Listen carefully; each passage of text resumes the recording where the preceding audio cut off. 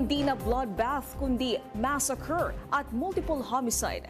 Ganyan inilarawan ng political analyst na si Attorney Jess Falces ang nangyaring pinakahuling pagdinig sa impeachment kay Vice President Sara Duterte. Paliwanag niya, tila nabugbog ang pangalawang Pangulo dahil sa mga matitinding revelasyon na lumutang sa Kamara na patuloy na hindi sinasagot ni VP Sara. More than. Hindi na siya bloodbath eh. Ano na siya?